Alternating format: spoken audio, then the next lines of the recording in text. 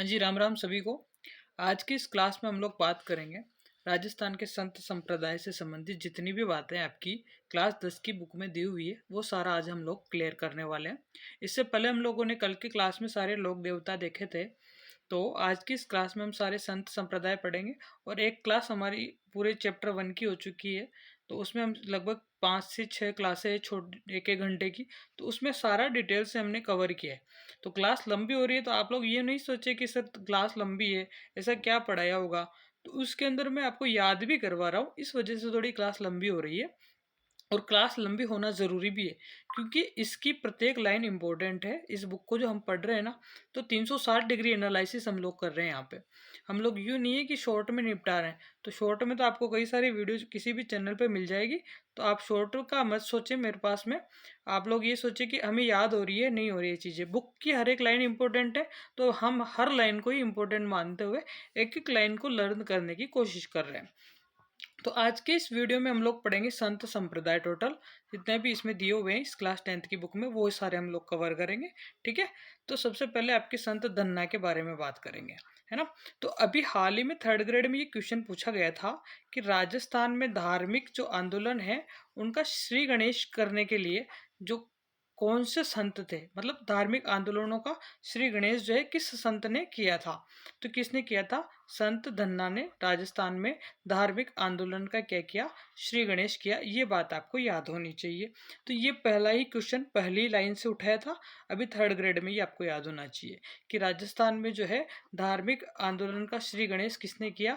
संत धन्ना ने जो है राजस्थान में धार्मिक आंदोलनों का श्री गणेश किया। इसके बाद में धन्ना का जन्म कहाँ पे हुआ? तो ये आपको याद होना चाहिए कि संत धन्ना का जन्म कहाँ पे हुआ था? टोंक में हुआ था। और किस गांव में हुआ है? धुवन गांव में हुआ है। किस गांव में हुआ है? धुवन टोंक में हुआ है। कहाँ पे हुआ है? धुवन टोंक में जो है संत धन्ना का क्या हुआ है? जन्म हुआ है। ये दोनों बातें आपको अच्छे से याद होनी चाहिए। किस सन में हुआ है? अब देखो सीक्वेंस से पूछ रहा है तो अपने को सन भी मैं पिछली वीडियो में बताया हूँ आपको कि सन भी आपको याद होना चाहिए। तो 1415 में हुआ है। कब हुआ है? 1415 में हुआ है। किसका जन्म हुआ है? संत धन्ना का जन्म कब हुआ है? 1415 के अंदर संत धन्ना का जन्म हुआ है। किस परिवार में हुआ है? तो जाट परिवार में हुआ है। किस परिवार में हुआ है? जाट परिवार में हुआ है। 2-3 बातें हमने देखी अभी तक। क्या देखी? एक तो इन्होंने क्या किया? श्री गणेश किया। किसका श्री गणेश किया? धार्मिक आंदोलनों का श्री गणेश किया। किसने? संत धन्ना ने। दूसरी बात हमने क्या देखी? इनका जन्म जो कहाँ हुआ? वो हुआ धुवन टोक में हुआ। ये क्वेश्चन भी पूछा जा चुका है कि संत धन्ना का जन्म कहाँ हुआ था? तो धुवन गांव टोंक में हुआ है। अब अगला प्रश्न जो आपका बनेगा किस परिवार में हुआ है? तो आपको याद रखना है जाट परिवार में, है ना। जाट परिवार में। ठीक है, ये याद रखोगे आप लोग। और कब हुआ था? 1415 में हुआ था। कब हुआ था? 1415 में हुआ। तो ये फैक्ट जो थे मैंने ये चारों यहाँ पे लिख दिए। अब बाल्यकाल से इनकी प्रवृत्ति कैसी थी? तो बाल्यकाल से धार्मिक प्रवृत्ति के थे। कैसी प्रवृत्ति के थे? धार्मिक प्रवृत्ति के थे। कालांतर में काशी जाकर आचार्य रामानंद जी के क्या बन जाते हैं? शिष्य बन जाते हैं। शिष्य किसके बन गए? ये रामानंद जी के। किसके शिष्य बन गए? रामानंद जी के ये शिष्य बन गए। किसके शिष्य बने धन्ना जी? रामानंद जी के शिष्य बन जाते हैं। किसके शिष्य बनते हैं? रामानंद जी के शिष्य बन गए। याद रखना इनके गुरु का नाम क्या था? रामानंद जी था। क्या था इनके गुरु का नाम? रामानंद जी था। ठीक है। अब गुरु रामानंद के प्रभाव से ये निर्गुण उपासक हो गए। अभी ऐसा क्वेश्चन आ सकता है कि दो कथन और निष्कर्ष बना के देता है ना कि हाँ, अब पहला पहला कथन देगा वो कि संत धन्ना जो थे रामानंद जी के शिष्य थे। ठीक है। दूसरा कथन देगा कि संत धन्ना जो थे वो सगुण उपासक थे। कथन एक सही है, कथन एक और दो दोनों सही है, कथन एक सही दो गलत है, या दोनों ही गलत है। इस तरह से वो क्वेश्चन बना के देगा। तो आप जब इस चीज़ों को कॉन्सेप्ट को जब पूरा पढ़ोगे ना, तब आज जो आप इसका आंसर आराम से निकाल पाओगे। क्योंकि अभी हमने देखा है कि अब हम फैक्चुअल चीज़ें पढ़ेंगे तो हमें ये थोड़ी पता रहेगा कि वो निर्गुण थे सगुण थे। अभी किताब में लिखा हुआ है ना कि वो निर्गुण उपासक थे। तो आपको ये भी याद होना चाहिए जो संत धन्ना थे वो कैसे उपासक थे? वो निर्गुण उपासक थे। क्लियर? अब मैं इतनी बात करता हूँ क्यों? इसलिए वजह से बताता हूँ क्योंकि आपका ध्यान जाए, छोटी छोटी चीज़ों पर भी आपका ध्यान जाए। क्लियर? गुरु रामानंद ने इन्हें घर पे रहकर जो है भक्ति करने का क्या दिया? आदेश दे दिया कि गुरु रामानंद जी कहते हैं कोई बात नहीं, कोई जंगलों में भटकने की जरूरत नहीं है, आप जो है घर पे रहकर क्या कर लो? भक्ति कर लो।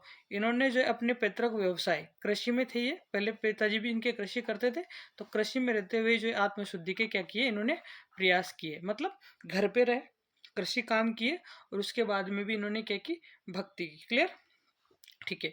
संत धन्ना जो थे गुरु भक्ति में बड़ी निष्ठा रखते थे। अब गुरु जी थे, गुरु की बातें मानते थे, तो गुरु भक्ति में भी जो है बड़ी निष्ठा रखते थे, है ना।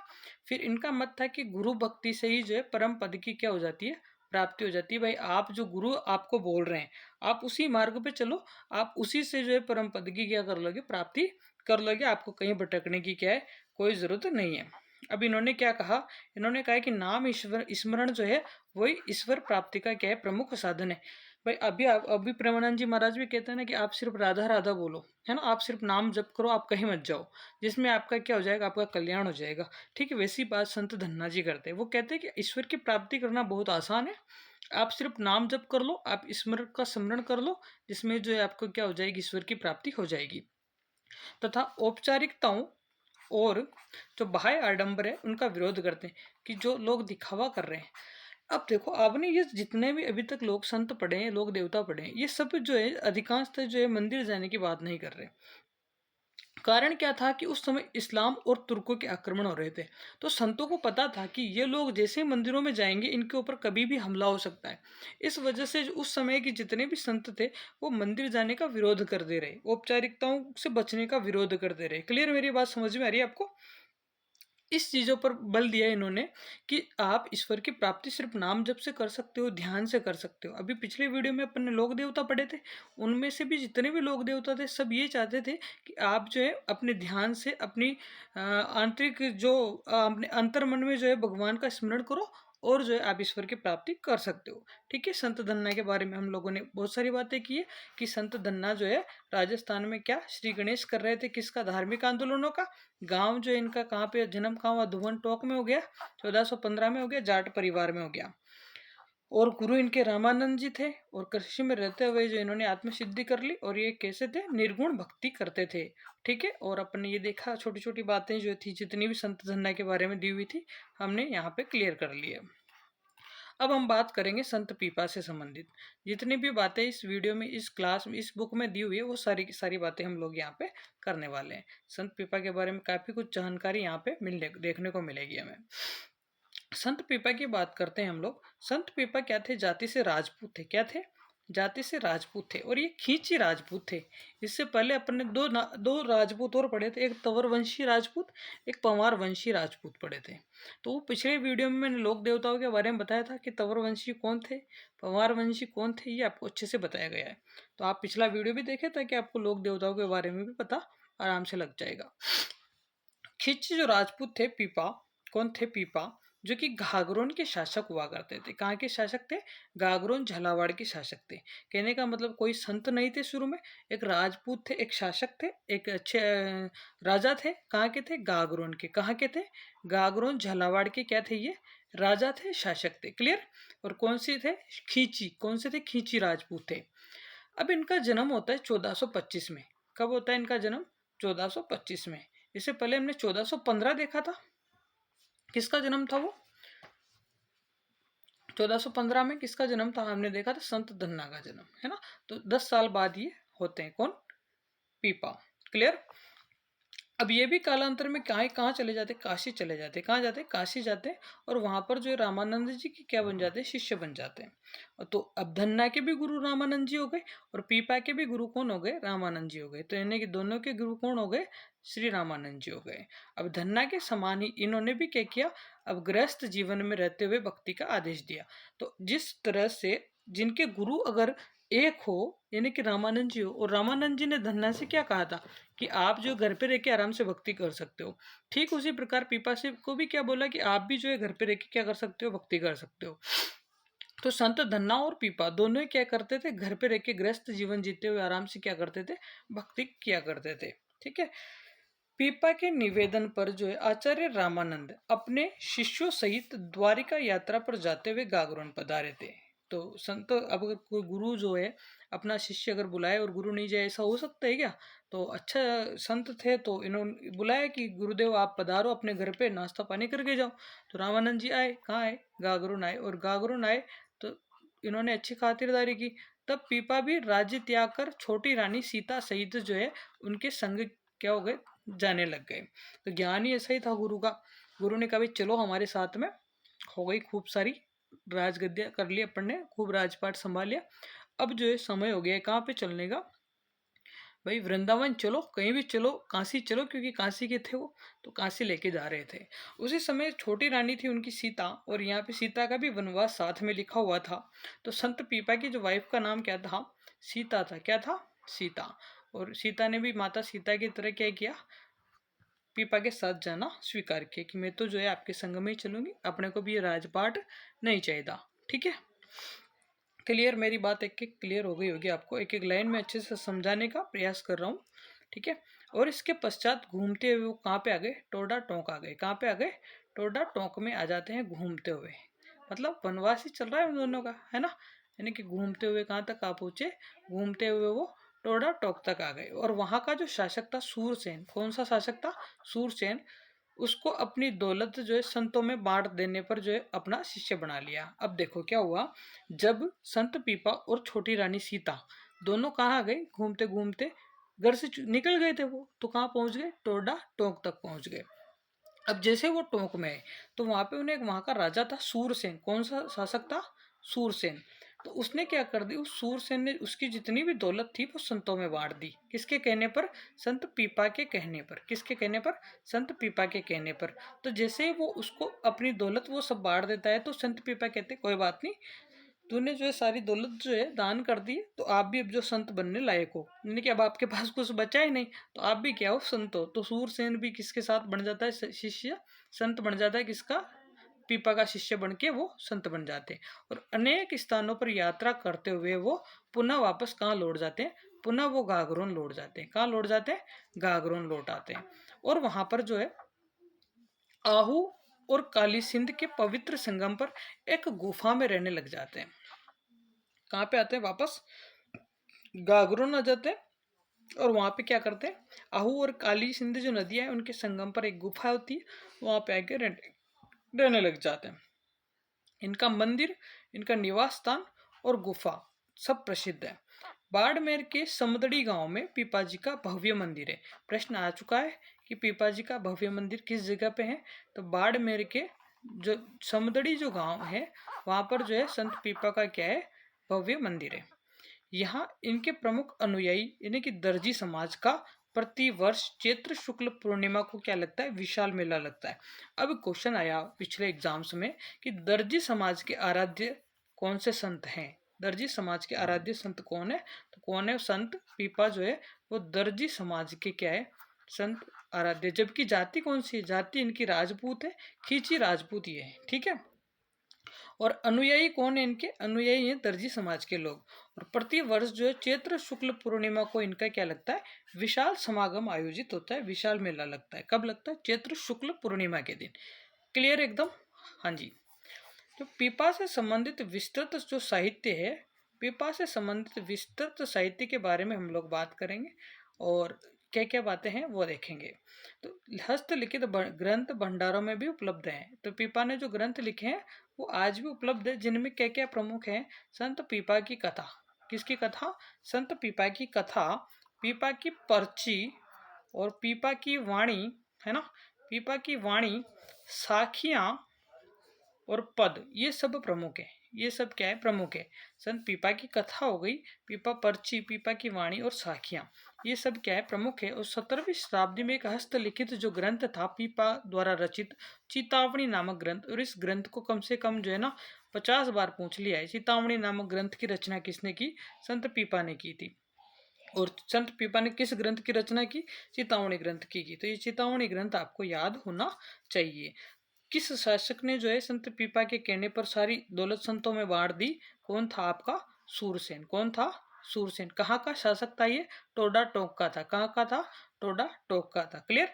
किस गांव में जो है संत पीपा का भव्य मंदिर है, तो वो समदड़ी गांव में। किस गांव में, समदड़ी गांव में। कब मेला बढ़ता है, चैत्र शुक्ल पूर्णिमा को। कब मेला बढ़ता है, चैत्र शुक्ल पूर्णिमा को। किस समाज के लोग ज्यादा मानते हैं, दर्जी समाज के लोग। क्लियर, यहाँ तक की बात क्लियर होगी। और संत पीपा के द्वारा हस्तलिखित ग्रंथ में कौन सा ग्रंथ इंपॉर्टेंट है, चितावणी नामक ग्रंथ। कौन सा ग्रंथ, चितावणी नामक ग्रंथ इनका महत्वपूर्ण ग्रंथ है। ईश्वर प्राप्ति में ये भी क्या कहते हैं, गुरु के निर्देशन जरूरी है ईश्वर को प्राप्त करने के लिए। बिना गुरु के जो ईश्वर की प्राप्ति संभव नहीं है। कौन कहता है? संत पीपा। यही बात धन्ना ने भी कही थी। और भक्ति को क्या कहते हैं कि नाम जो स्मरण ले लो आप, और यही नाम स्मरण ही क्या है? मोक्ष का रास्ता है। क्लियर? ठीक इसी प्रकार प्रेमानंद जी महाराज बोलते हैं कि राधा नाम जपो, मैं वही बोलूंगा फिर से। और धन्ना और पीपा सेम सेम चल रहा है। संत जो है आपके श्री प्रेमानंद जी महाराज जो है, ठीक उसी प्रकार जो है आप इनकी उस समय के लोग भी इसे ही माना करते थे कि आप जो है नाम स्मरण कर लो, मोक्ष मिल जाएगा। संत पीपा जो है मूर्ति पूजा का विरोध करते हुए ईश्वर उपासना करने पर क्या देते थे? जोर देते थे। संत पीपा कहते थे कि मूर्ति पूजा मत करो, और मैंने वही कारण बताया कि इस्लाम और तुर्क लोग आक्रमण करते थे। इस वजह से सारे संतों ने यही किया कि मूर्ति पूजा कम से कम करवाएं, ताकि जो है लोगों की जन धन हानि कम हो सके, है ना। संत जो पीपा थे ऊंच नीच में विश्वास नहीं करते थे। किस में विश्वास नहीं करते थे? कि ऊंच नीच आप नहीं करें, ठीक है। और वे प्राणी मात्र की समानता का समर्थन करते हुए जो है कहते थे कि ईश्वर की दृष्टि में क्या है? सभी प्राणी समान है। ये कथन आ सकता है कि प्राणी मात्र की समानता का समर्थन करते हुए ये बात किस संत ने कही कि ईश्वर की दृष्टि में सभी प्राणी समान है? तो संत पीपा, क्योंकि इसकी लाइनें उठाते हैं आजकल। अब ये कोई याद करने की चीज है क्या? नहीं है। परंतु वो एग्जामिनर क्या है, इस लेवल तक जा चुका है कि जो हमने किताबें बनाई है ना, वो आपको लाइन टू लाइन याद होनी चाहिए। तो संत पीपा के बारे में हम लोग सारी बातें कर चुके हैं। अब पढ़ेंगे हम जम्बोजी के बारे में बात करेंगे। तो जाम्बोजी को अपन पढ़ेंगे अब। क्लियर? संत जाम्बोजी के बारे में, जो विष्णु संप्रदाय के आराध्य देव हैं, और विष्णु संप्रदाय ही नहीं वरन सारे राजस्थान को इनकी बात माननी चाहिए, क्योंकि बहुत अच्छे संत थे, है ना। विष्णु संप्रदाय के जो प्रवर्तक थे श्री जाम्बोजी महाराज, इनका जन्म हुआ था 1451 में। इससे पहले हमने संत धन्ना का जन्म की डेट याद की, और हमने साथ में संत पीपा के जन्म की डेट याद की। संत धन्ना का जन्म 1415 में हुआ, जबकि संत पीपा का जन्म 1425 में हुआ। और अब हम देख रहे हैं कि संत जाम्बोजी जो है 1451 में इनका जन्म होता है, श्री कृष्ण जन्माष्टमी के दिन। भाद्रपद कृष्ण जन्माष्टमी के दिन जो इनका क्या होता है? जन्म होता है। कहाँ पे होता है? पीपासर में। कहाँ पे होता है? पीपासर नागौर में होता है। कहाँ पे होता है? पीपासर नागौर में होता है। और ये क्या है? पवार वंशीय राजपूत है। अब देखो, हमने संत पीपा के बारे में देखा था, वो कौन से राजपूत थे? खींची वंशीय। जबकि जाम्बोजी कौन से राजवंश के हैं? पवार वंशी राजपूत हैं। और इनकी पिता का नाम लोहड़ जी था, जबकि माता का नाम हंसा देवी था। क्या था? लोहड़ जी पवार और हंसा देवी के घर जन्मे थे कौन? जाम्बोजी महाराज। जाम्बोजी महाराज का जन्म किनके घर हुआ था? लोहड़ जी और हांसा देवी के घर में हुआ था। 1483 ईस्वी में माता पिता के देहांत के बाद में गृह त्याग कर समरातल बीकानेर में आके रहने लग गए। कहाँ पे रहने लगे? समरातल बीकानेर में आके रहने लग गए। कौन? जाम्बोजी महाराज। और वहां पर सत्संग और हरि चर्चा में अपना समय व्यतीत करने लगे। देखो, माता पिता की इनकी मृत्यु हो जाती है 1483 में। ये भी इंपॉर्टेंट बात है। और क्वेश्चन पूछा जा सकता है कि 1483 में माता पिता की मृत्यु होने के पश्चात वो कहाँ पे आके रहने लगे? तो समराथल के धोरों में, बीकानेर में पढ़ते हैं ये। और वहां पर जो है सत्संग और हरि चर्चा में अपना समय व्यतीत करने लगे। तो आपको एक एक लाइन याद होनी चाहिए कि कहाँ जाए, कहाँ रहे, क्या क्या किया। और सारी सारी बातें जो भी इस बुक में लिखी हुई, छोटी छोटी सी बातें, पर छोटी छोटी है मतलब इम्पोर्टेंट है पर सारी। क्योंकि अभी जितने भी ट्रेंडिंग एग्जाम चल रहे हैं, वो कथन यहाँ से उठा रहा है डायरेक्ट, और आपसे पूछ रहा है कि कथन कौन सा सही है, कौन सा गलत है, क्या इसकी ये व्याख्या कर रहा है, नहीं कर रहा है। अभी थर्ड ग्रेड का पेपर देखना, आपके सारे डाउट क्लियर हो जाएंगे। थर्ड ग्रेड के सारे पेपर उठाना और फिर उन पर देखना आप। जो आपकी बुक है ना, इसकी लाइनें बताऊंगा मैं आपको कि हाँ सर ये वाकई में इसी बुक से मिले हैं। क्लियर? अब हम देखते हैं कि इन्होंने जो है 1485 में, ये सवाल आएगा यहाँ से, है ना। इन्होंने किस सन में जो है विष्णु संप्रदाय का प्रवर्तन किया? तो विष्णु संप्रदाय का प्रवर्तन जो है इन्होंने कब किया? 1485 में किया। कब किया? 1485 में किया। कब किया? 1485 में किया। कब किया? 1485 में। क्या किया? विष्णु संप्रदाय का क्या किया इन्होंने? प्रवर्तन किया। क्या किया? विष्णु संप्रदाय का प्रवर्तन किया। इनके जीवन तथा विचारों का आचरण करने वाले विष्णु कहलाए। जिन्होंने भी संत जाम्बोजी के नियमों का पालन किया, जिनने भी इनके विचारों को अपने जीवन में उतारा, वो सब क्या कहलाए? वो सब विष्णु कहलाए। और इनके जो भी अनुयायी है, इनके 29 सिद्धांतों का पालन करते हैं। कितने सिद्धांतों का पालन करते हैं? 29 सिद्धांतों का पालन करते हैं। ये क्वेश्चन कई बार पूछा जा चुका है कि संत जाम्बोजी ने कितने नियम दिए, कितने सिद्धांत दिए? तो इन्होंने 29 सिद्धांत दिए और विष्णु समाज के लोग इन्हीं 29 सिद्धांतों का पालन अपने जीवन में करते हैं। जीव कल्याण तथा वृक्षों की रक्षा के लिए प्राणोत्सर्ग करना इस संप्रदाय का इतिहास रहा है। इस संप्रदाय के लोग अपनी जान से भी ज्यादा क्या मानते हैं? पेड़ों को मानते हैं, वृक्षों को मानते हैं, प्रकृति को मानते हैं, नेचर को मानते हैं। तो वाकई में काबिल तारीफ है इस संप्रदाय के लोग, जिन्होंने श्रीमती अमृता देवी का नाम आपने सुना होगा, है ना। तो उस समय 363 लोगों ने पेड़ों के चिपक कर अपनी जान दे दी थी। तो कितनी बड़ी बात है। पर्यावरण के प्रति लगाव के कारण जाम्बोजी को पर्यावरण वैज्ञानिक भी कहा जाता है। जाम्बोजी को पर्यावरण वैज्ञानिक भी कहा जाता है। क्वेश्चन आ चुका है कि संत को पर्यावरण वैज्ञानिक के नाम से जाना जाता है। आपका माइंड डायरेक्ट क्लिक करना चाहिए वहां पे कि पर्यावरण प्रेमी कौन है, वृक्ष को बचाना कौन जानता है। वृक्षों को बचाना कौन जानता है, पर्यावरण प्रेमी कौन है, तो आपको पता होना चाहिए बात, है ना। तो पर्यावरण प्रेमी कौन थे? संत जाम्बोजी। और संत जाम्बोजी की जो शिष्य थे वो भी क्या करते थे? पर्यावरण प्रेम करते थे। उनके 29 सिद्धांतों का क्या करते? पालन करते थे। और इस वजह से इनको पर्यावरण वैज्ञानिक कहा जाता है। जाम्बोजी द्वारा रचित जो है जंब संहिता, जंब सागर शब्दावली और विष्णुई धर्म प्रकाश और जंब सागर, ये 4 ग्रंथ हैं। इनको चारों को नाम से याद कर लेना क्योंकि चारों पूछे गए पेपर में। कौन कौन से ग्रंथ हैं आप देखेंगे? जंब संहिता, जंब सागर शब्दावली, विष्णुई धर्म प्रकाश और जंब सागर। ये चारों के चारों नाम याद होने चाहिए। जंब संहिता, जंब सागर शब्दावली, विष्णुई धर्म प्रकाश और जंब सागर। ये क्वेश्चन आ चुका है पिछले पेपर में। और इनमें एक दूसरा नाम दिया था, उसमें चेतावनी दिया था और पूछा गया था कि इनमें से कौन सा संत जाम्बोजी से संबंधित ग्रंथ नहीं है। तो आपको ये याद होना चाहिए कि है कौन से, नहीं तो अपन खुद ही लिख देंगे। तो अपने कोई किताब में दिए हुए हैं, एक तो जंब संहिता, एक जंब सागर शब्दावली, एक विष्णुई धर्म प्रकाश और एक जंब सागर। क्लियर। फिर जो है ना 1536 ईस्वी में, कब? 1536 ईस्वी में लालासर गांव में, कौन से गांव में? लालासर गांव में इन्होंने अपना नश्वर शरीर का क्या कर दिया? त्याग कर दिया। और तालवा गांव के निकट जो इन्हें क्या कर दिया गया? समाधिस्थ कर दिया गया। देखो अपना शरीर कहाँ पे त्यागा इन्होंने? शरीर त्याग दिया था लालासर गांव में। कौन से गांव में? लालासर गांव में इन्होंने अपना शरीर त्याग दिया। परंतु इनको समाधि, इनकी समाधि कहाँ पे बनाई थी? तालवा गांव में। किस गांव में बनाई थी? तालवा गांव में। शरीर कहाँ नष्ट हो गया था? शरीर कहाँ त्याग दिया था इन्होंने? लालासर गांव में। जबकि इनकी समाधि कहाँ बनाई? तालवा गांव में। दोनों बातें याद रखने की, दोनों फैक्ट बातें हैं। दोनों कैसे भी क्वेश्चन पूछे आपको याद होना चाहिए कि समाधि स्थल पूछे तो आपको तालवा गांव याद रखना है, और आपको पूछे कि शरीर का त्याग किस गांव में किया, यानी कि मृत्यु किस गांव में हुई, तो वो लालासर गांव में हुई थी। और जहां पर इनका समाधि बनाई गई थी वो समाधि वाला स्थान क्या कहलाता है? मुकाम कहलाता है। क्या कहलाता है? मुकाम कहलाता है। तो क्वेश्चन आता है कि जाम्बोजी का समाधि जिस स्थान पे ली थी वो स्थान क्या कहलाता है? वो स्थान कहलाता है मुकाम। ठीक है, मुकाम कहलाता है। क्या कहलाता है? मुकाम कहलाता है। और किस गांव में इन्होंने समाधि ली? तो वो कौन सा गांव था? तालवा गांव। कौन सा गांव था? तालवा गांव। किस गांव में इन्होंने अपने शरीर का त्याग कर दिया? लालासर गांव में।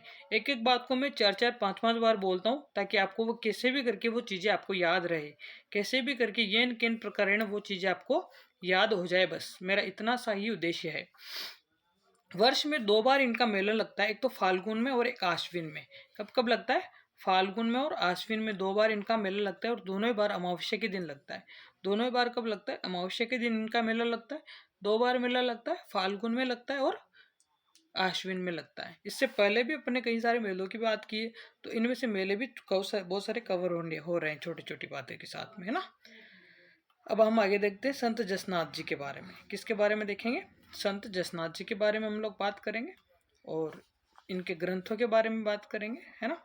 तो संत जसनाथ जी जो है जसनाती संप्रदाय के प्रवर्तक है। कौन से संप्रदाय? नाम से याद रह जाएगा कि जसनाथ जी है तो खुद के नाम से क्या चला दिया? संप्रदाय चला दिया। इनका जन्म कब हुआ? 1482 में। 1482 में क्या हो गया इनका जन्म हो गया। इससे पहले हम पढ़ने जन्म देखे थे धन्ना जी का, पीपा जी का, जाम्बो जी का, सबकी डेटे आपको याद है, क्लियर। फिर इनका जो है जन्म किस जगह पे हुआ, तो कतरियासर बीकानेर में हुआ। किस जगह पर हो गया, कतरियासर बीकानेर में इनका क्या हो गया, जन्म हो गया। कहाँ पे हो गया, कतरियासर बीकानेर में इनका जन्म होता है। और किस किस के यहाँ पे हुआ, हमीर जी झाणी और रूपादे के यहाँ पे। किस किस के यहाँ पे हुआ, हमीर जी झाणी और रूपादे के घर पे जाट परिवार में हुआ। जाट लिखा हुआ है ना, हमीर जी जानी जाट और रूपादे का पौष्य पुत्र इनको माना गया। ठीक है, क्लियर। तो नाम याद होना चाहिए माता पिता का। किस किस के घर पे हुआ, हमीर जी एंड किसके घर हुआ था, जानी, हमीर जी जानी और किसके घर हुआ था, रूपादे के घर। किसके घर हुआ था, रूपादे के घर हुआ, क्लियर। इनके पिता का नाम हमीर जी था, माता का नाम क्या था, रूपादे।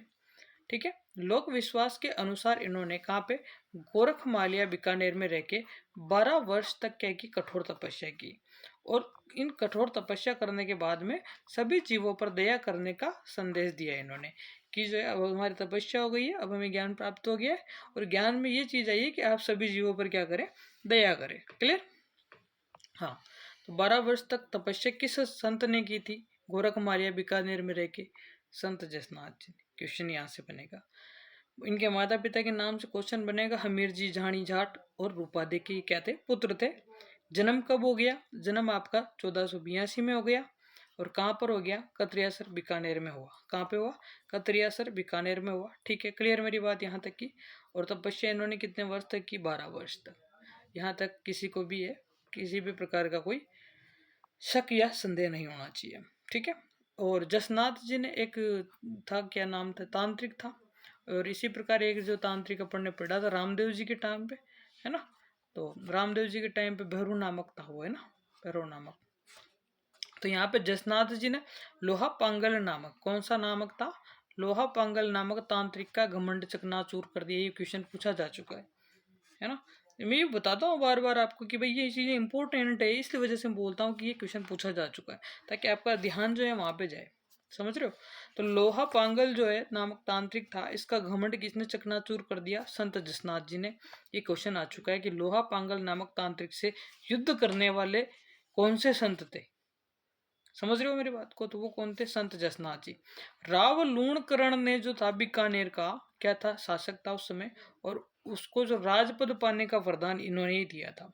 तो राव लूणकरण को जो राजपद प्राप्त करने का वरदान किस संत ने दिया, तो वो दिया आपके जसनाथ जी ने। इन्हीं के चमत्कारों से प्रभावित होकर दिल्ली का सुल्तान था उस समय सिकंदर, सिकंदर लोधी था, उसने ही जो है इन्हें कतरियासर के आसपास की भूमि दान में दी थी, क्लियर। तो सिकंदर लोधी ने ही जो है किसको, जसनाथ जी को कतरियासर की भूमि क्या दी, दान दे दी। 1500 ईस्वी में, ये इंपॉर्टेंट है।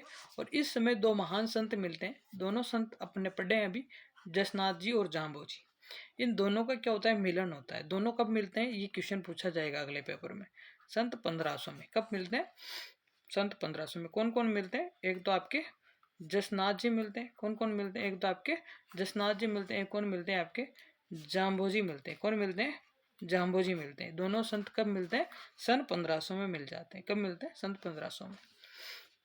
जसनाथ जी ने आश्विन शुक्ल सप्तमी 1506 में 24 वर्ष की आयु थी इनकी मात्र, और इस अल्प आयु में क्या ले ली, जीवित समाधि। कितने वर्ष की आयु में ली, ये क्वेश्चन पूछा जा सकता है।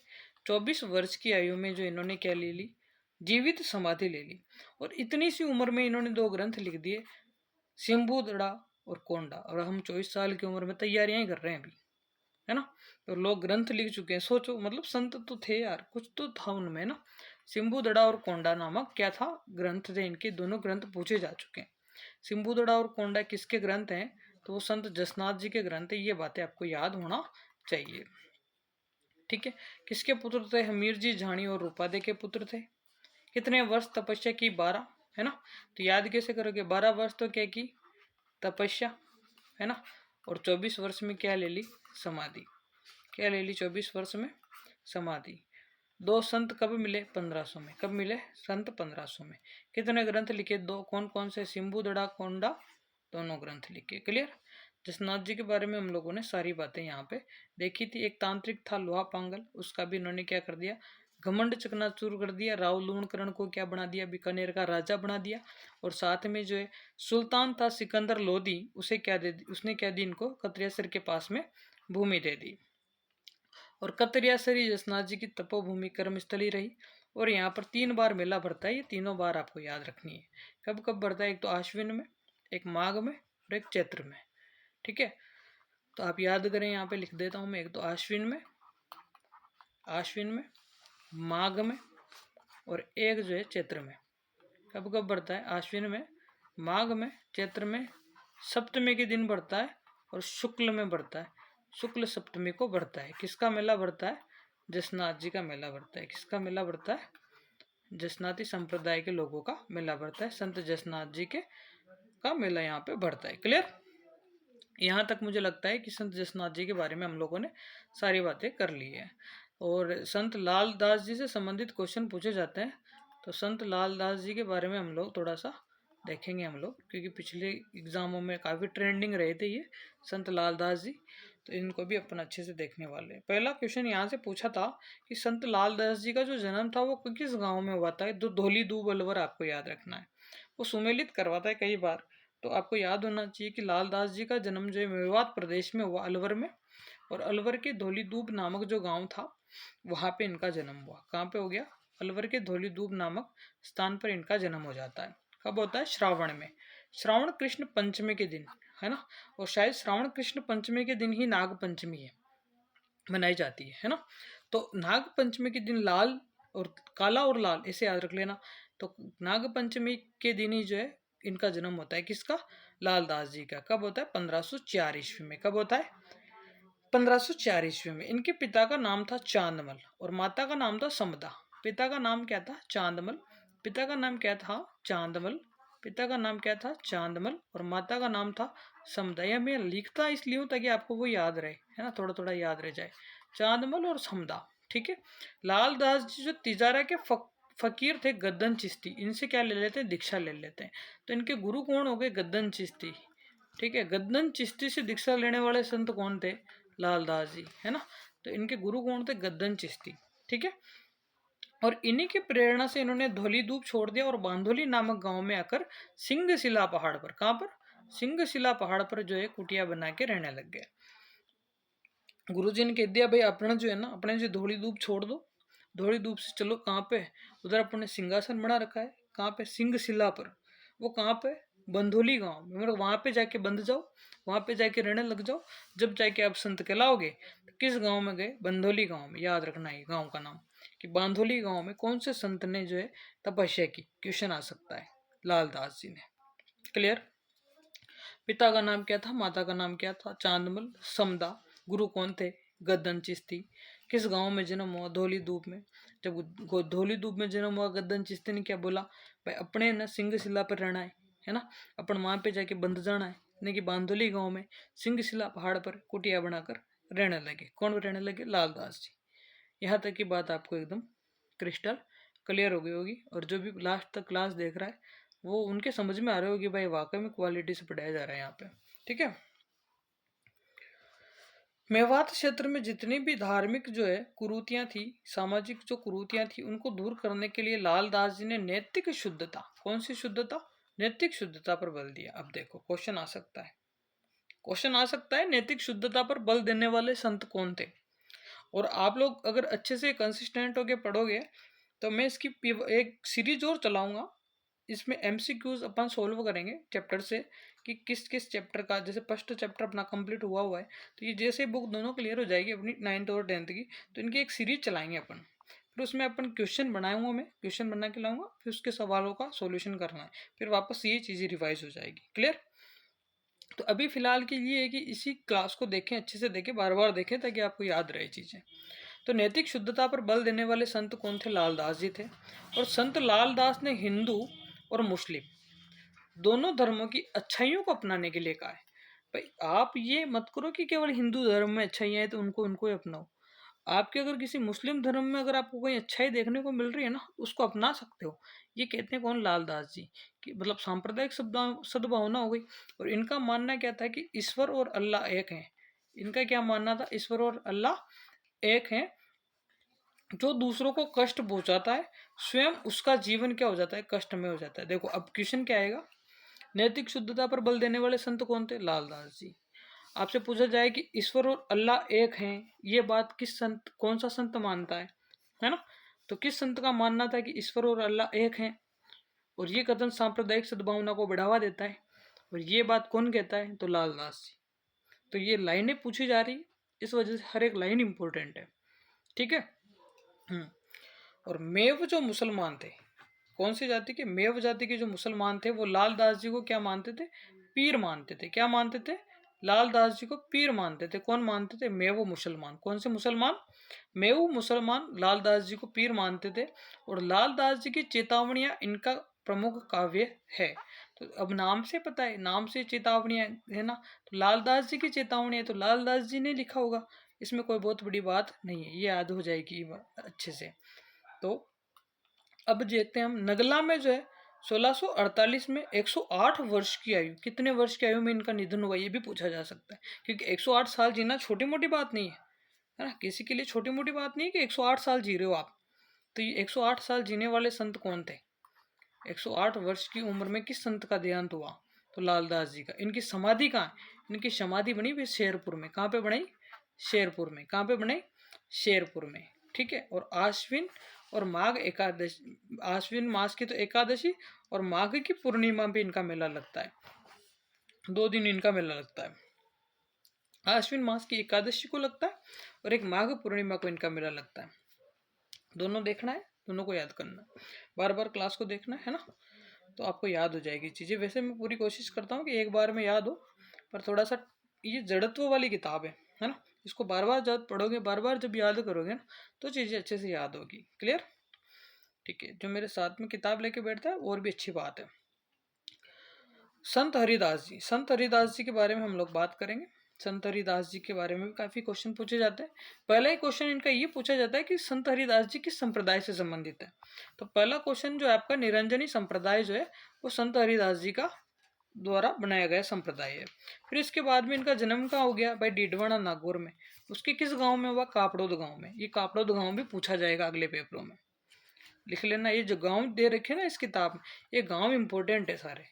ये गांव से क्वेश्चन पूछा जा रहा है। अभी पूछा था खलकाणी माता का मेला किस गांव में लगता है, गर्दब गांव, गर्दब मेला किस गांव में लगता है, खलकाणी माता का मेला, ठीक है। और किस राजा, किस राजा की हार या जीत से वो मेला चलने लगा। तो ये क्वेश्चन दिया हुआ है मेलों में, जब हम पढ़ेंगे तब मैं आपको इसको अच्छे से बताऊंगा। तो निरंजनी संप्रदाय जो है वो किस संत ने जो है इसका संस्थापना की, तो संत हरिदास जी ने। इनका जन्म कहाँ पे हुआ, डीडवाना जो तहसील है नागौर की, और उसका कापड़ोद गांव है, उस कापड़ोद गांव में इनका जन्म होता है। और कब होता है, 1455 में। कब होता है, 1455 में, ठीक है। इनका मूल नाम था हरि सिंह सांकला। क्या था, हरि सिंह सांकला। डाकू हुआ करते थे, लूटमार किया करते थे। तो पहले संत हरिदास जी का नाम क्या था, हरि सिंह सांकला। क्या था, हरि सिंह सांकला। और ये क्या करते थे, लूट मार का काम करते थे। इनका पेशा यही था, चोरी डकैती करना। एक सन्यासी इनको मिल गया और वहाँ पे उसने उनको उपदेश दे दिए, और फिर इनका क्या हो गया, जीवन बदल गया। हर इंसान का जीवन कोई ना कोई बदलता है, ठीक इसी प्रकार इनका भी क्या हो गया, जीवन यहाँ पे बदल गया। और 1513 में इन्होंने क्या हो गया, ज्ञान की प्राप्ति होगी इनको 1513 में। अब ये होती कैसे, इतना तो मुझे भी नहीं पता, पर मैं कहूँगा कि नाम जाप करो, आपको भी कभी कभी जो है प्राप्ति हो जाएगी ज्ञान की, ठीक है। और इन्होंने अपना नाम बदल के जो हरिदास रख लिया। इन्होंने भी निर्गुण भक्ति पर क्या दिया, जोर दिया, और समाज की कुरीतियों का विरोध करना शुरू कर दिया। समाज में जितनी बुराइयां उनका विरोध किया, निर्गुण भक्ति पर इन्होंने बल दिया। क्लियर बात। और इन्होंने जो है निरंजनी संप्रदाय प्रारंभ कर दिया, खुद का संप्रदाय चलाने लग गए। और इस संप्रदाय में परमात्मा को क्या कहा गया, अलख निरंजन या हरि निरंजन कहा गया। तो क्वेश्चन आ सकता है कि अलख निरंजन जो है किस संप्रदाय में परमात्मा को कहा गया है, तो निरंजनी संप्रदाय में। और अलख निरंजन हरि निरंजन से संबंधित कौन से संत हैं, तो वो आपके हरिदास जी हैं। क्वेश्चन ऐसे पूछे जाएंगे। संत हरिदास जी के आध्यात्मिक जो विचार है वो मंत्र राज प्रकाश और हरि पुरुष की वाणी नामक ग्रंथों में देखने को मिलता है। क्वेश्चन हरि पुरुष की वाणी नामक ग्रंथ से कम आता है, जबकि मंत्र राज प्रकाश से क्वेश्चन पूछे जा चुके हैं। तो मंत्र राज प्रकाश आपको याद होना चाहिए कि मंत्र राज प्रकाश किसका ग्रंथ है, तो वो आपका संत हरिदास जी का ग्रंथ है। हरिपुरुष की वाणी नामक ग्रंथों में जो है संकलित है। डीडवाना में 1543 में इनका क्या हो जाता है, देहांत हो जाता है। किसका देहांत हो जाता है, संत हरिदास जी का देहांत होता है। जन्म कब होता है, 1455 में होता है। कहाँ पे होता है, डीडवाना तहसील के कापड़ोद गांव में होता है। कहाँ पे होता है, डीडवाना तहसील के कापड़ोद गांव में इनका जन्म होता है। निर्गुण भक्ति पे ही जोर देते हैं और साथ में जो है अलख निरंजन और हरि निरंजन जो है क्या संप्रदाय में परमात्मा को ये कहते हैं। क्लियर। और मंत्र राज प्रकाश और हरि पुरुष की वाणी जो है नामक ग्रंथों में इनके इनके आध्यात्मिक विचार संकलित है। क्लियर। अब हम पढ़ेंगे दादू दयाल के बारे में। संत दादू के बारे में हम लोग पढ़ने वाले हैं। इनसे काफी सारे क्वेश्चन पूछे जाते हैं। संत दादू दयाल से संबंधित क्वेश्चन जो है यहाँ पे पूछे जाते हैं।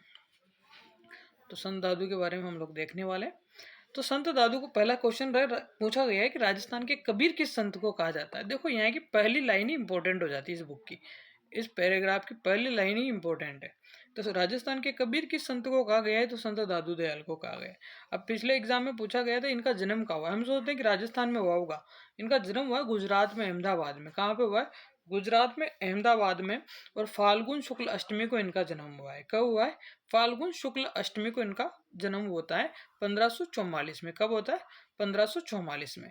इनके जो गुरु थे, इनके गुरु का नाम था वृद्धानंद या बुद्धन गुरु। क्या था इनके गुरु का नाम, बुद्धन या वृद्धानंद नामक संत से इन्होंने क्या की, दीक्षा ग्रहण की। क्लियर। दादू को जो 1568 में आकर सांभर में रहने लगे। ये कहाँ पे, 1568 में। ये सांभर जयपुर वाला जो रीजन है, जयपुर अजमेर के पास वाला, वहां पे आके जो ये रहने लगते हैं। कौन, संत दादू दयाल। तथा धुनिया का कार्य इन्होंने आरंभ कर दिया। सांभर में आकर इन्होंने धुनिया का कार्य शुरू कर दिया और यहाँ पर क्या देने लगे, ये उपदेश देने लगे। क्या देने लगे, उपदेश देने लगे। दो तीन बातें याद रखने की। राजस्थान का कबीर इन्हें कहा गया। इनका जन्म अहमदाबाद गुजरात में हुआ। फाल्गुन शुक्ल अष्टमी को हुआ। 1544 में हुआ। गुरु वृद्धानंद जी बुड्ढन जी है। और 1568 में ये सांभर में आके रहने। अब क्वेश्चन आ सकता है कि राजस्थान में कब आकर रहने लगे, तो 1568 में ये सांभर वाले रीजन में आके रहने लगे। और वहां पे इन्होंने एक धुनिया नामक कोई काम था, धुनिया का कार्य इन्होंने प्रारंभ कर दिया। अभी है क्या ये मुझे भी याद नहीं, पर अपने को याद रखनी है कि धुनिया का कार्य इन्होंने आरंभ कर दिया। यहाँ से दादू ने उपदेश देना शुरू कर दिया। क्लियर। अब धुनिया मतलब ये होता होगा कि जिस प्रकार से महात्मा वगैरह कुछ वो जला के, लकड़ी वगैरह, धुनी वगैरह कुछ जला के, और वहाँ पे बैठते होंगे लोग, वहाँ आते रहे होंगे और उन्होंने ज्ञान देना शुरू कर दिया होगा। इन्होंने कुछ अच्छी अच्छी बातें लोगों को बताई होगी और इस तरह से इन्होंने दुनिया नामक कोई कार्य शुरू किया होगा। आई थिंक ऐसा मैं सोच रहा हूँ। ठीक है, क्लियर। अब हम आगे चलते हैं। 1575 में जो है दादू ने अपने 25 शिष्यों के साथ, कितने शिष्यों के साथ, 25 शिष्यों के साथ ये आमेर जाते हैं। कहाँ जाते हैं, आमेर चले गए। और जहाँ पर 14 वर्षों तक इन्होंने क्या किया, निवास किया। अच्छा, ये क्वेश्चन ये भी पूछा जा सकता है कि 25 शिष्यों के साथ में वो कहाँ गए। अब ये कोई क्या आप सोच रहे हो कि क्या ऐसे भी क्वेश्चन बन सकते हैं, तो ये पेपर उठा के देख लो, तंतोल पड़ जैसी, है ना। अभी ऐसे ही क्वेश्चन बन रहा है, इसलिए हर एक लाइन इंपॉर्टेंट है। इसको इतना हल्के में नहीं ले, किताब हल्की में लेने के लायक नहीं है। मैं फिर कह रहा हूँ आपको, इसके 130 पेज है। आप 1300 पेज की किताब सीक्वल मान सकते हो इसको, किताब को। ये ब्रह्मास्त्र है, ये एक बहुत बड़ा ग्रंथ है ये किताब, अगर आप तैयारी कर रहे हो तो। क्लियर। तो 25 शिष्यों के साथ ये जो आमेर चले गए और 14 वर्षों तक इन्होंने यह क्या निवास किया। दादू ने 1585 में मुगल सम्राट अकबर से भेंट करने के लिए फतेहपुर सिकरी की भी यात्रा की थी। तो 1585 में फतेहपुर सिकरी की यात्रा इन्होंने की थी, ये बात भी इंपॉर्टेंट है। अकबर से मिलने के लिए, किससे मिलने के लिए, अकबर से भेंट करने के लिए फतेहपुर सिकरी की यात्रा की किसने, संत दादू ने की थी। क्लियर। अभी तक जो अपन ने पढ़ा उसको मैं वापस दादू के बारे में बता रहा हूँ आपको एक बार फिर से।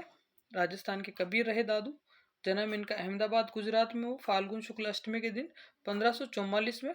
बुड्ढन वृद्धानंद जी नामक संत से इन्होंने दीक्षा ग्रहण कर ली और साथ में दादू ने 1568 ईस्वी में सांभर आके रहने लग गई है। दुनिया का कार्य इन्होंने 1568 में शुरू कर दिया था। दादू ने उपदेश देना यहाँ से आरंभ कर दिया, धूनी जला के बैठ गए, समझ लेना मेरी बात को। और 1575 में जो है, 1575 में दादू अपने 25 शिष्यों के साथ आमेर चले जाते हैं और वहाँ पर आमेर में ये 14 वर्षों तक रहते हैं।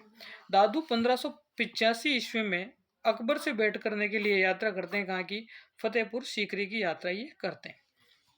अब इसके बाद में हम लोग और आगे बात करते हैं। आगे बात करते हुए हम देखते हैं कि दादू तत्कालीन रुडाड़ और मारवाड़ जो राज्य था उन दोनों में यात्रा करते हुए उपदेश देते हुए 1602 में फुलेरा के समीप नारायणा नामक कोई गांव था और वहां पर आ गए और वहीं पर ज्येष्ठ कृष्ण अष्टमी 1603 में अपने शरीर का क्या कर देते हैं, त्याग। नारायण को प्यारे हो जाते हैं किस गांव में, नारायणा गांव में। किस गांव में, नारायणा गांव में।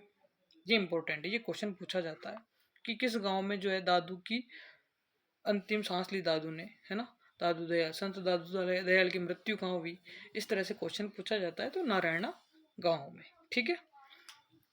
दादू का जो पार्थिव शरीर उनके निर्देश के अनुसार समीपस्थ भोहराना की पहाड़ी के नीचे दादू खोल नामक स्थान पर लाके रख दिया।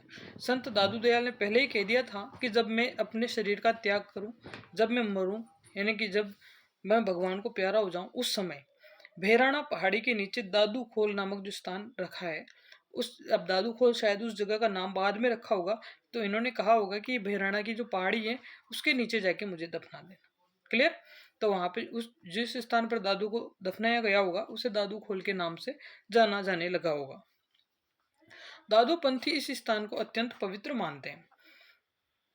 दादू ने ब्रह्म, जीव, जगत और मोक्ष पर अपने उपदेश सरल भाषा यानी कि साधुकड़ी भाषा में दिए।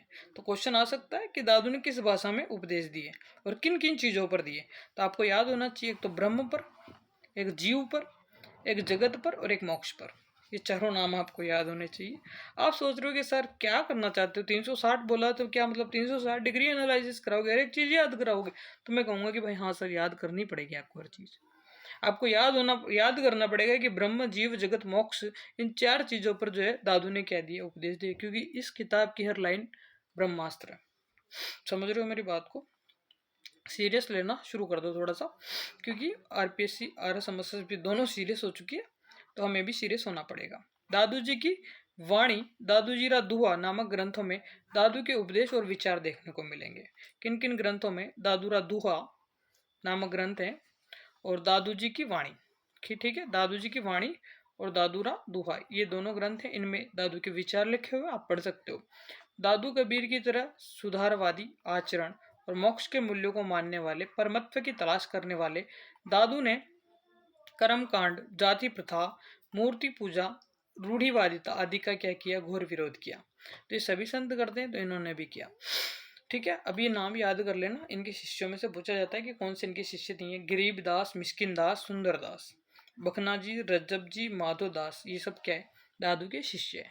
क्या क्या है, गरीब, मिस्किन, सुंदर। अब गरीब के अगर मुस्कान आ गई तो सुंदर सुंदर लगता है ना। गरीब के अगर चेहरे पे मुस्कान होती है तो सुंदर सुंदर लगता है ना। अब आपको याद रखना है बखना जी, रज्जब जी, माधो जी। बखना जी, रज्जब जी, माधो जी, 6 नाम दिए हुए, 6 नाम आपको याद होने चाहिए कम से कम। गरीब, मिस्किन, सुंदरदास, बखना जी, रज्जब जी और माधोदास। बखना जी, रज्जब जी और माधोदास, गरीब की मुस्कान सुंदर है। क्लियर। ये याद होना चाहिए आपको, है ना। तो बहुत सारी बातें अपन ने कर ली और संत दादू के बारे में हमने यहाँ तक की पूरी बातें की है। इसके बाद हम पढ़ेंगे मीराबाई के बारे में। क्लासें बड़ी हो रही होगी मुझे लग रहा है ना, परंतु होगी क्लासें बड़ी, क्योंकि देखो अगर अच्छे से पढ़ना है ना चीज़ों को और डिटेल से पढ़ना है तो थोड़ा पेशेंस भी आपको रखना पड़ेगा। क्लियर। डिटेल से पढ़ना है, पेशेंस रखना पड़ेगा। मीराबाई, मीराबाई के बारे में हम लोग बात करेंगे। मीराबाई के बारे में हम लोग बात करेंगे, है ना। तो मीराबाई क्या थी, कृष्ण भक्त थी, कवित्री थी एक, है ना। और गायिका मीराबाई 16वीं सदी के भारत के महान संतों में से एक थी। तो मीराबाई का नाम हम सब जानते, एक राधा एक मीरा, दोनों ने श्याम को चाहा, अंतर क्या है दोनों की चाह में बोलो, एक प्रेम दीवानी, एक दरस दीवानी।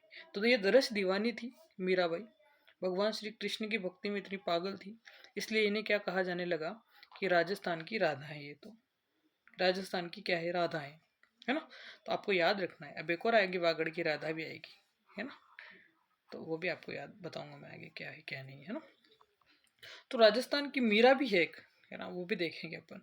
तो राजस्थान की राधा है, राधा से तुलना की है तो अपने को गीत याद है कि एक राधा है एक मीरा, दोनों ने शाम को चाहा, है ना। तो इस प्रकार से गीत के माध्यम से आप याद रख सकते हो कि राजस्थान की राधा किसे कहा गया, मीराबाई को कहा गया। इनका जन्म होता है मेड़ता में। कहाँ होता है, मेड़ता में। किसके घर होता है, राव दूधा के पुत्र रतन सिंह के घर, है ना। मेड़ता मेड़ता के जो शासक थे राठौड़ राव दूधा, उनका पुत्र था राव रतन सिंह। उनके घर में कुड़की पाली नामक जो है ग्राम में होता है। कहाँ पे होता है? कुड़की पाली नामक ग्राम में होता है। सुनो मेरी बात को, ये कह रहा है, ये कोटेशन में बहुत सारे मेड़ता कर देते हैं, थोड़ा ध्यान रखने की चीज है। इनका जन्म जो हुआ था किस गांव में हुआ, तो वो होता कुड़की पाली में, है ना। अब वो मेड़ता इसलिए आ रहा है क्योंकि मेड़ता के राठौड़ जो राव दूधा थे ना, उनका पुत्र था रतन सिंह। कौन था? रतन सिंह उनका पुत्र था, और उसके घर में कुड़की पाली नामक ग्राम में हुआ था। तो याद के रखना है, कुड़की पाली नामक ग्राम में इनका जन्म हुआ था 1498 में। कब हुआ था? 1498 में। अब बहुत सारे मेड़ता करते हैं, फिर वो गलत हो जाता है। क्वेश्चन पूछा जा चुका है, कुड़की पाली सही आंसर माना था, आपको भी कुड़की पाली करके आना है। क्लियर? ठीक है। अब इनके पिता का नाम था रतन सिंह राठौड़, जो कहाँ के जागीरदार थे? बाजोली के जागीरदार। अब क्वेश्चन पूछा जा सकता है कि मीरा के पिता रतन सिंह राठौड़ कहाँ के जागीरदार थे? बाजोली के जागीरदार। कहाँ के? बाजोली के जागीरदार। याद होना चाहिए आपको, पूछा जा सकता है क्वेश्चन। मीरा के पिता रतन सिंह कहाँ के जागीरदार थे? बाजोली के। मीरा का जन्म किस गांव में हुआ था? कुड़की पाली में। क्लियर? दोनों चीजें अच्छे से क्लियर होनी चाहिए। और इनका लालन पोषण पोषण होता है दादाजी के यहाँ। अब दादाजी का नाम पहले क्यों आया? क्योंकि रही कहाँ थी? मेड़ता में। और दादाजी कहाँ के थे? राठौड़ राव दूधा, मेड़ता के।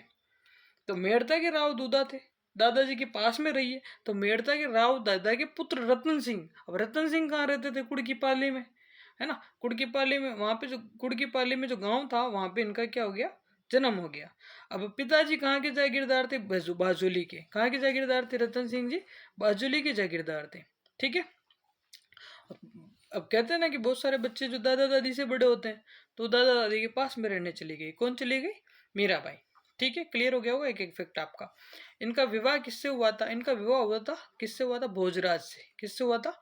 भोजराज से। 1516 में इनका विवाह हुआ था। कब हुआ था? 1516।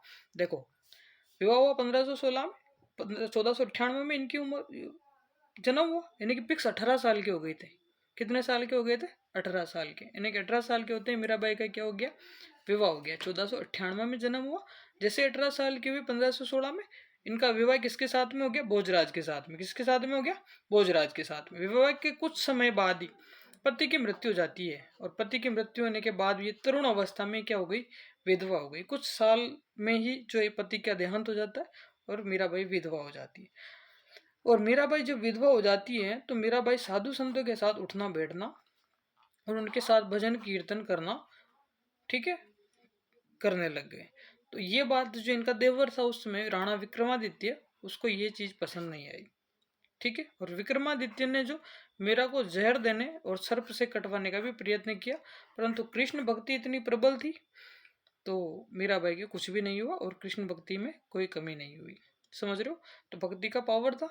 उसने, राणा ने कई बार जहर दिए, कई बार इनको मारने की कोशिश की विक्रमादित्य ने, लेकिन इन पर किसी भी का भी कोई असर नहीं हुआ। तो भक्ति करो तो ऐसी करो मीराबाई की तरह, है ना। कृष्ण भक्ति का विचार मीराबाई अपनी दादी से प्राप्त करती है। इनके कृष्ण भक्ति थी, इनका विचार इनकी दादी से मिला।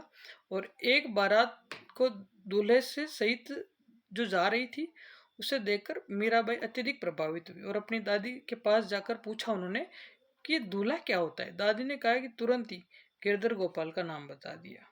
अब देखो, बच्चे होते हैं छोटे छोटे, बच्चे क्या पूछते हैं कि यार ये बारात जा रही है, दूल्हा जा रहा है, कौन है ये दादियों, है ना। तो उसने कह दिया, इस दूल्हे को देखकर वो इतनी प्रभावित हुई मेरा भाई, तो उन्होंने पूछा कि दूल्हा कौन है, क्या है ये मैटर। तो उन्होंने क्या कह दिया दादी ने कि ये तो गिरधर गोपाल है। तो मीरा को तभी से गिरधर गोपाल की क्या लग गई? लगन लग गई। क्लियर?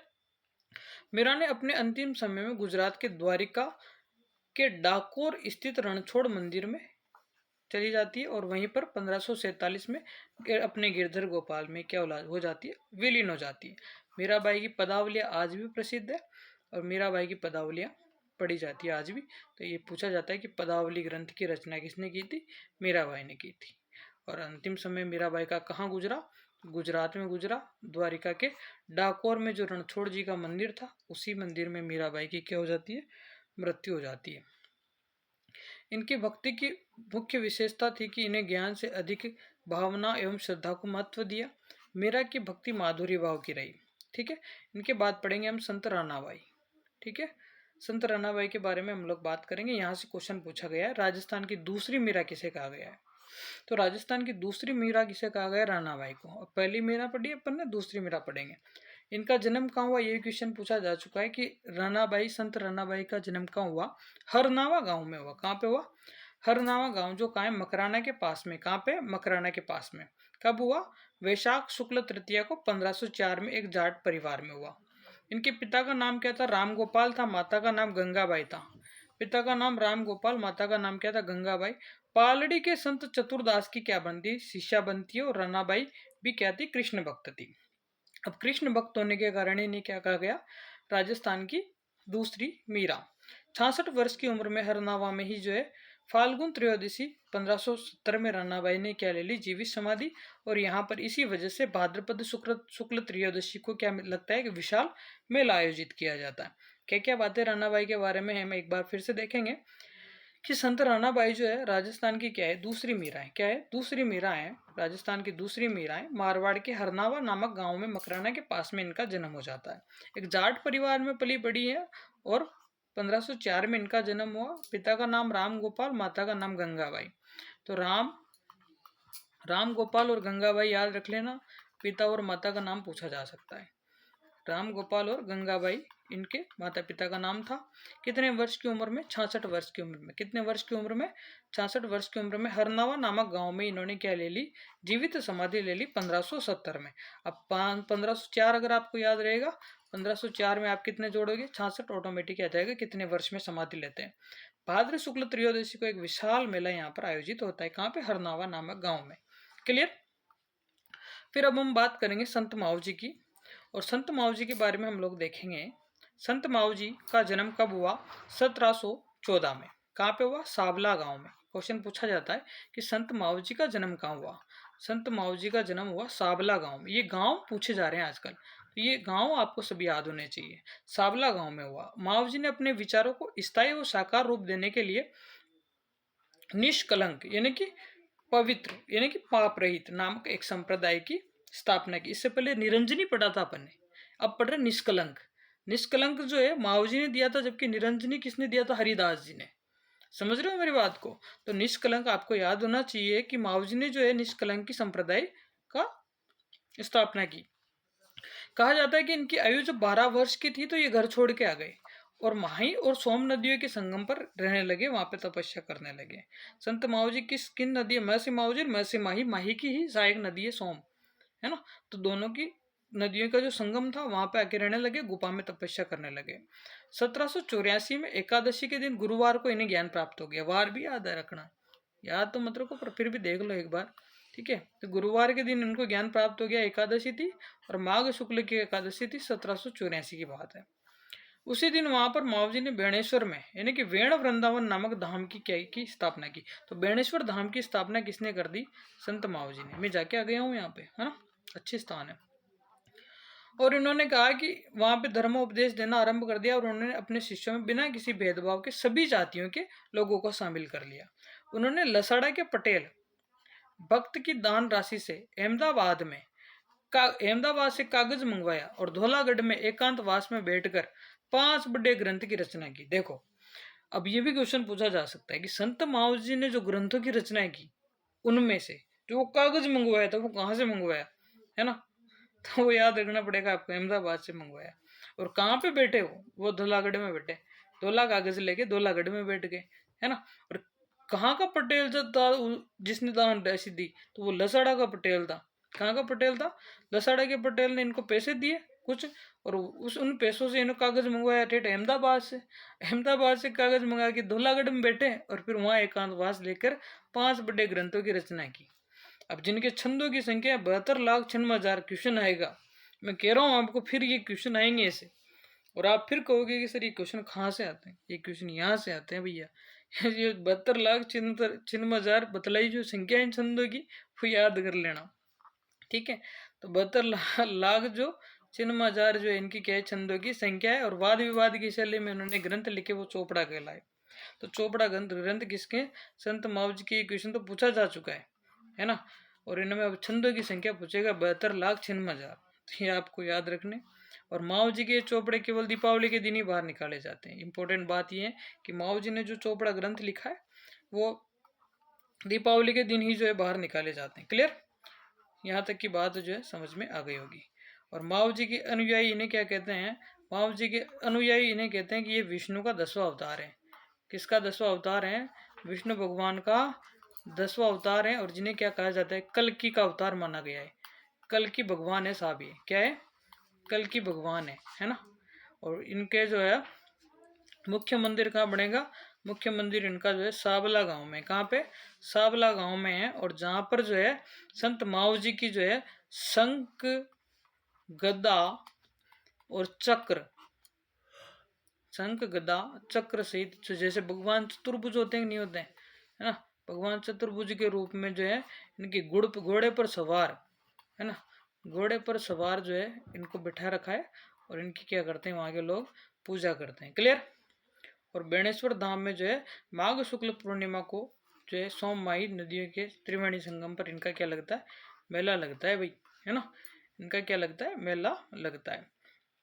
अब हम पढ़ेंगे रामचरण जी के बारे में। किसके बारे में पढ़ेंगे? संत रामचरण जी के बारे में हम लोग पढ़ेंगे। ठीक है, संत रामचरण जी के बारे में हम लोग पढ़ेंगे। अब थोड़ा सा और बचा है, थोड़ा सा और पेशेंस रखें आप लोग। ठीक है, रामचरण जी जो जयपुर के अंतर्गत जो है सोडा गांव में मार्ग शुक्ल चतुर्दशी के दिन 1719 में एक वैश्य कुल में, किस कुल में? बनिया कुल होता है, वैश्य कुल शायद, है ना, उसमें बखत राम और देव जी के यहाँ पर राम किशन के नाम से इनका जन्म होता है। किसका जन्म होता है? रामचरण जी का। क्वेश्चन पूछा जाता है किस गांव में रामचरण जी का जन्म हुआ? तो सोडा गांव में। किस गांव में हुआ? सोडा गांव में इनका जन्म होता है। कहाँ पर? जयपुर राज्य में। कहाँ पर होता है? जयपुर में। कब होता है? माघ शुक्ल चतुर्दशी के दिन 1719 में। किस कुल में होता है? वैश्य कुल में। किसके यहाँ? बखत राम और देव जी के यहाँ पे, यानी कि माता पिता रहे होंगे, बखत राम जी पिता रहे होंगे और देव जी माता जी रही होंगी। और यहाँ पे इनका नाम रखा था राम किशन। ठीक है, और फिर इनका नाम बदल के क्या कर दिया? रामचरण कर दिया। क्लियर? समझ में आ गई बात? समझ में आ गई। सोडा गांव में जन्म हो गया, जयपुर के राज्य में सोडा गांव में जन्म हो गया। किनके यहाँ पे? वो बखत राम और देव जी के यहाँ पे हो गया। नाम राम किशन था। वैश्य कुल में जन्म हो गया, 1719 में हो गया। क्लियर? फिर आती है बात मेवाड़ के दांतड़ा में। मेवाड़ के दांतड़ा नामक गांव में ये मिले महाराज कृपाराम जी से 1751 में। कब मिले? 1751 में। और इन्होंने यहाँ से दीक्षा प्राप्त करके नाम बदल दिया, भाई रामचरण रख दिया। क्या रख दिया? राम किशन से रामचरण नाम रख दिया। मेवाड़ के दांतड़ा गांव में महाराज कृपाराम जी से इन्होंने दीक्षा प्राप्त की, नाम बदलकर रामचरण कर दिया। 1758 में गलता जी के मेले के समय साधुओं के धर्म प्रतिकूल व्यवहार को देखकर इनका मन संसार से उछट गया और रामचरण जी वैरागी हो गए। गलता जी जयपुर में मेला हुआ, बहुत सारे साधु वहां पे आए। साधु ने धर्म के विरुद्ध व्यवहार किया, धर्म के प्रतिकूल व्यवहार किया। इससे इनका मन अशांत हो गया, जिससे क्या हो गया? रामचरण जी वैराग्य धारण करके वैरागी हो जाते हैं। क्लियर? इसके बाद में वो भिलवाड़ा में साधना करते हुए निर्गुण भक्ति की ओर सभी के प्रति प्रेम का उपदेश देते हैं। और मूर्ति पूजकों से परेशान, मूर्ति पूजक इनको परेशान कर रहे थे, इसके कारण ये कौन से गांव में चले गए? कुहाड़ा गांव चले गए। क्वेश्चन आ सकता है, किस गांव में गए थे? मूर्ति पूजकों से परेशान होकर कुहाड़ा गांव में। किस गांव में? कुहाड़ा गांव में।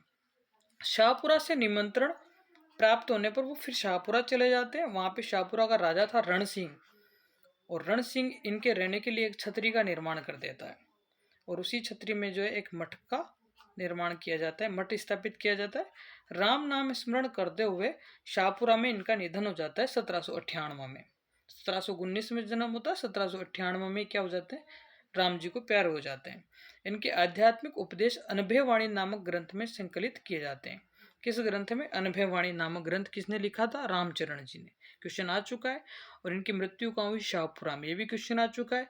और इनका जन्म कहाँ हुआ? सोडा गांव जयपुर में, ये भी क्वेश्चन आ चुका है। और किस गांव में इन्होंने दीक्षा ग्रहण की? दांतड़ा गांव में, वो भी क्वेश्चन आ चुका है। और इनके गुरु का नाम कृपाराम जी था, ये भी क्वेश्चन आ चुका है। अगला क्वेश्चन आएगा क्या? कि इन्होंने मूर्ति पूजकों से परेशान होकर किस गांव में गई है? कुहाड़ा गांव में।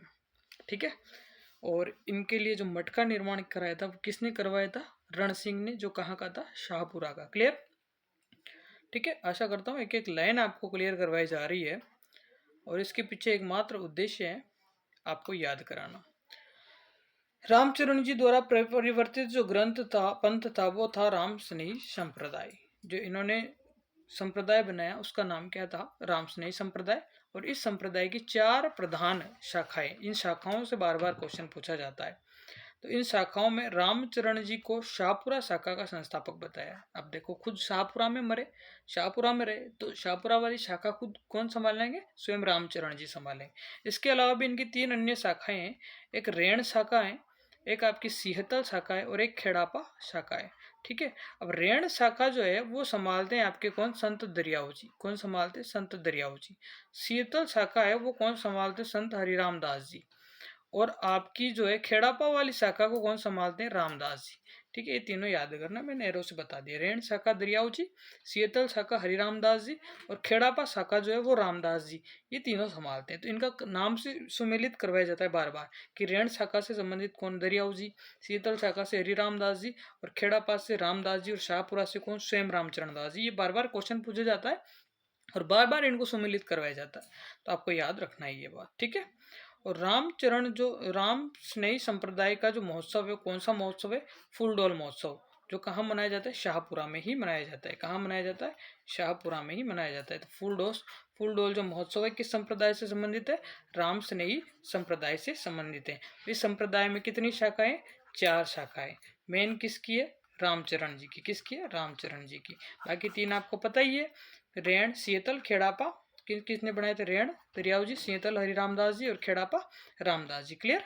ओके। अब पढ़ेंगे हम महर्षि नवल राम के बारे में। महर्षि नवल राम, थोड़ा सा और बचा है, इसको और क्लियर करेंगे, कंप्लीट करेंगे। ठीक है।